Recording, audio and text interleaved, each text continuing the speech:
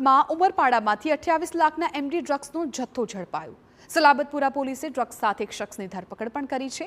પોલીસે MD drugs, રોકડ, 2 mobile જપ્ત કર્યા। પોલીસે કુલ 28,65,000થી વધુનો મુદ્દામાલ જપ્ત કર્યો। ડ્રગ્સ સપ્લાય કરનાર શખ્સની પોલીસે કરી શોધખોળ શરૂ કરી છે। ડ્રગ્સ સપ્લાય કરનાર શખ્સ ધરાવે છે ગુનાહિત ઇતિહાસ। 279 ગ્રામ જેટલું એમડી ડ્રગ્સ મળી આવ્યું હતું। આ ડ્રગ્સની કિંમત 27,99,000 રૂપિયા જેટલી થાય છે। આ ઉપરાંત ત્યાંથી મોબાઈલ, થોડી કેશ રકમ આ વગેરે મળી આવ્યા હતા। એમ કરી અને ટોટલ 28,65,000નો મુદ્દામાલ ગઈકાલે પોલીસે કબજે કરેલ છે, જેમાં મોટા ભાગનો હિસ્સો એ 27,99,000નો એમડી ડ્રગ્સનો હિસ્સો છે। આ ડ્રગ્સનું પોઝિશન જેની પાસેથી મળ્યું છે એ મોહમ્મદ અસલમ ઉર્ફે મારિયો, એને પોલીસે અરેસ્ટ કર્યો છે।